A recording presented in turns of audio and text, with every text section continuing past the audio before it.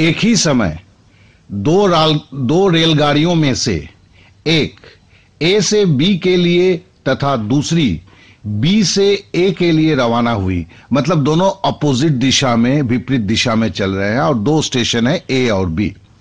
यदि वे परस्पर मिलने के बाद बी तथा ए पर क्रमशः 4 घंटे तथा 9 घंटे में पहुंची हो तो रेलगाड़ियों की चालों का अनुपात था। अब ये देखिए सवाल जो है एसएससी सीजीएल 2008 में आया हुआ था। देखिए इस सवाल पे आप एक चीज को जरूर गौर करेंगे, ये दोनों विपरीत दिशा में आते हैं, एक दूसरे को क्रॉस करते हैं और क्रॉस करने के बाद का समय दिया जाता है। देखिए इस टाइप को ध्यान दें, फिर से बोलता हूं, दो ट्रेन या दो कुछ भी चीज एक दूसरे से विपरीत दिशा में चलती हैं और क्रॉस करने के बाद जब दोनों अपने अपने स्थान पर पहुंचती है, मतलब दूसरे के स्थान पर पहुंचती है, ए बी के स्थान पर पहुंचती है, बी ए के स्थान पर पहुंचती है, उसका समय दिया हुआ रहता है। तो हम सीधा सीधी एक फॉर्मूला को इस्तेमाल करते हैं और इसलिए इस फॉर्मूला को इस्तेमाल करेंगे क्योंकि ये फॉर्मूला से 4-5 सवाल होते हैं, तो इसलिए हम याद कर लेंगे इसे।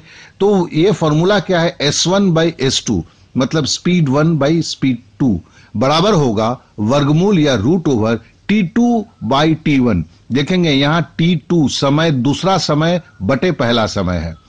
तो चलिए अभी अनुपात बोला हुआ है, तो पहले की गति, पहले रेलगाड़ी की गति बटे दूसरी रेलगाड़ी की गति बराबर क्या होगा, समय उल्टा हो जाएगा। दूसरे रेलगाड़ी को पहुंचने में लगा समय तो 9 घंटा है और पहले रेलगाड़ी को पहुंचने में समय तो वो 4 घंटा है और ऊपर रूट ओवर हो जाएगा, बराबर हो जाएगा 3/2 या आप बोलें तो इसे 3:2। एक व्यक्ति 1 किलोमीटर ऊर्ध्व प्रवाह मतलब अपस्ट्रीम की दूरी 10 मिनट में खींच सकता है और अनुप्रवाह अर्थात डाउनस्ट्रीम 4 मिनट में। प्रवाह अर्थात स्ट्रीम की गति क्या है। देखिए ये नाव और धारा के जो ऐसे सवाल हैं उसमें पहले ऊर्ध्व प्रवाह क्या होता है। ऊर्ध्व प्रवाह मतलब अपस्ट्रीम मतलब होता है धारा के विरोध। धारा के विरोध मतलब नाव जितनी गति में चलेगा, धारा उसके उल्टा में बह रहा है तो धारा जो है उसका विरोध करेगा। उसी तरह अगर डाउनस्ट्रीम में क्या है, नाव चल रही है, साथ में धारा क्या है, उसको धक्का देगा, धारा की दिशा में जा रहा है, इसलिए नाव की गति बढ़ेगी। तो चलिए पहले सवाल को करते हैं। पहले बोला कि ये अगर नाव और धारा जो है ये मिलकर, मतलब ये आपका हुआ डाउनस्ट्रीम में 4 मिनट में पार करता है। कितना पार करता है, 1 किलोमीटर पार करता है। तो स्पीड क्या होगा, देखिए 1/4 होगा। क्यों, क्योंकि आपका स्पीड बराबर होता है दूरी बटे समय। या 4 मिनट लगा था और दूरी क्या था, 1 था, तो 1/4 इसका स्पीड हुआ। तो हमने लिखा नाव प्लस धारा बराबर है D/4 बराबर 1/4।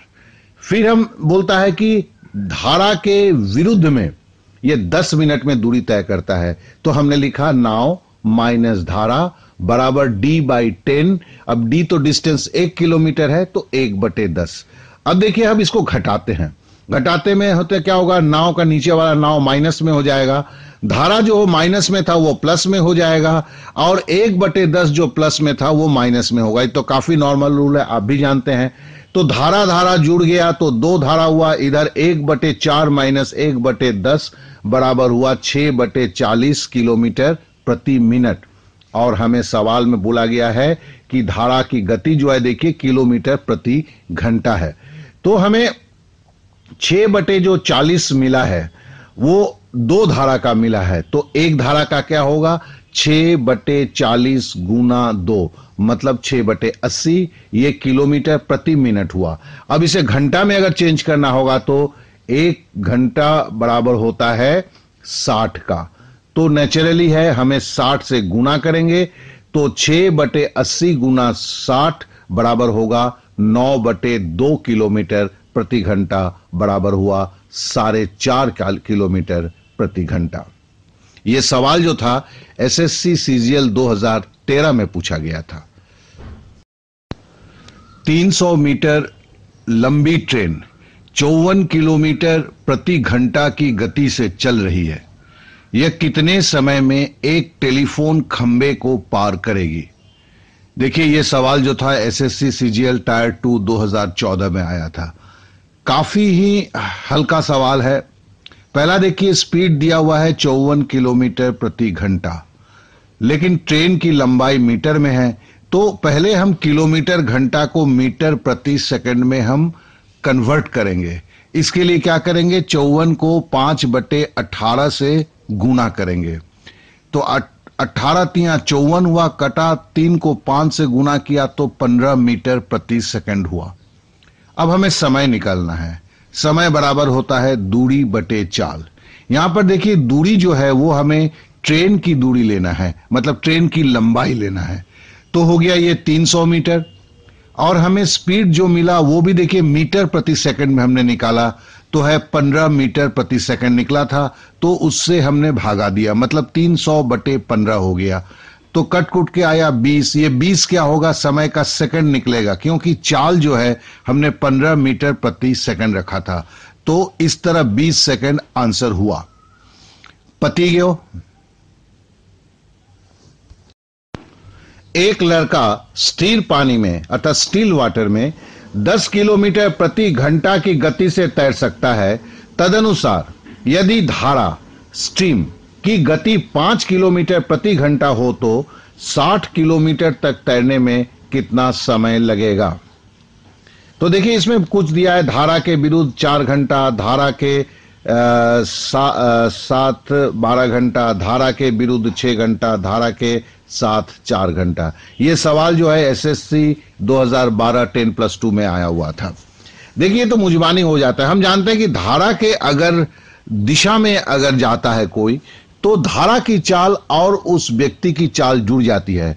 तो यहां पे 10 किलोमीटर और 5 किलोमीटर 15 किलोमीटर हो गया। और लड़का अगर धारा के विरुद्ध जाता तो 10 किलोमीटर से 5 किलोमीटर घट जाता, तो बराबर होता 5 किलोमीटर प्रति घंटा।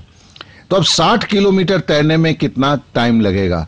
तो देखिए, धारा की दिशा में अगर 15 किलोमीटर है तो 4 घंटे में 60 किलोमीटर जाएगा, क्योंकि 15 चौके 60 होता है। तो देखिए, चौथा ऑप्शन जो है, धारा के साथ जो समय 4 घंटा लगता है, उसी पे हम टिक करेंगे। ये बहुत ही मामूली सवाल है। इसमें एक तो है कि आपको कागज कलम पकड़ने की जरूरत ही नहीं होता है। एक रेलगाड़ी 10 किलोमीटर की दूरी 12 मिनट में तय करती है। यदि उसकी गति में 5 किलोमीटर प्रति घंटा की कमी कर दी जाए तो वो रेलगाड़ी उतनी ही दूरी कितने समय में तय करेगी? तो देखिए, ये पहला तो है स्पीड हमें निकालना है। क्यों? क्या है कि स्पीड निकलेगा तभी हम 5 किलोमीटर उससे प्रति घंटा हम लेस कर सकते हैं। तो 12 मिनट में ट्रेन जो है 10 किलोमीटर की दूरी जाती है, तो 10/12 हो गया। ये 12 मिनट है, तो 10/12 को फिर अगर 60 से भागा दे देंगे तो ये घंटे में चेंज हो जाएगा। तो देखिए, ये हो जाएगा 600/12 बराबर होगा 50 किलोमीटर प्रति घंटा। अर्थात ट्रेन की जो पहले जो स्पीड थी वो थी 50 किलोमीटर प्रति घंटा, जिसके कारण वो 12 मिनट में 10 किलोमीटर की दूरी तय कर पाई थी। अब देखिए, नया चालबाज होता है कि 5 किलोमीटर उसका घटा दिया, तो 50 किलोमीटर प्रति घंटा का स्पीड था, उसमें से हमने 5 किलोमीटर प्रति घंटा घटा दिया, तो हमें मिला 45 किलोमीटर प्रति घंटा। अब बोलता है कि समय लेगा, मतलब समय लेगा 10 किलोमीटर की दूरी को तय करने के लिए। अब 45 किलोमीटर प्रति घंटा से कितना समय लेगा? तो हम जानते हैं समय मतलब होता है दूरी बटे आपका चाल, D/S। तो बराबर हो गया 10/45 घंटा। तो 10/45 घंटा है। अब इसे अगर हमें मिनट में चेंज करना है तो क्या होगा? 1 घंटा बराबर 60 मिनट होता है, तो 10/45 को हमने 60 से गुना कर दिया, तो देखिए 40/3 निकला।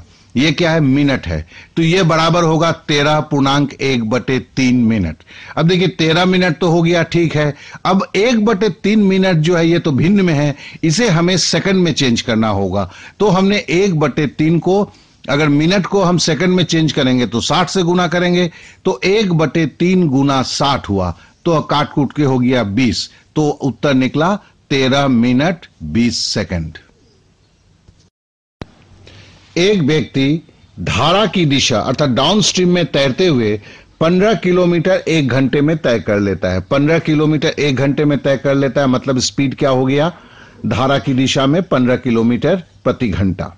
यदि धारा की गति 5 किलोमीटर प्रति घंटा हो तो वो व्यक्ति उतनी दूरी धारा के विरुद्ध अपस्ट्रीम में तैरते हुए कितने समय में तय कर लेगा? तो चलिए, पहले तो हमें मिला क्या? व्यक्ति का डाउनस्ट्रीम में धारा की दिशा में जो स्पीड है 15 किलोमीटर प्रति घंटा है और उसमें धारा की जो स्पीड है 5 किलोमीटर प्रति घंटा है। अगर हम धारा की स्पीड को घटा देते हैं तो हमें मिल जाता है क्या? 15 में से 5 घटाने पर 10 किलोमीटर प्रति घंटा। अर्थात व्यक्ति की जो स्पीड हुई धारा को छोड़कर तो उसका हुआ 10 किलोमीटर प्रति घंटा। तो धारा के विरुद्ध अगर जाएगा तो क्या होगा कि धारा की जो स्पीड है उस व्यक्ति के तैरने की स्पीड से घटाना होगा। तो व्यक्ति की तैरने की स्पीड हमने अभी निकाला 10 किलोमीटर प्रति घंटा है, उससे हमने 5 किलोमीटर प्रति घंटा लेस कर दिया, तो हमें मिला 5 किलोमीटर प्रति घंटा। तो मतलब धारा के विरुद्ध जो है उस व्यक्ति की स्पीड हो गई 5 किलोमीटर प्रति घंटा, और सवाल में है कि उसे वही दूरी मतलब 15 किलोमीटर जाना होगा।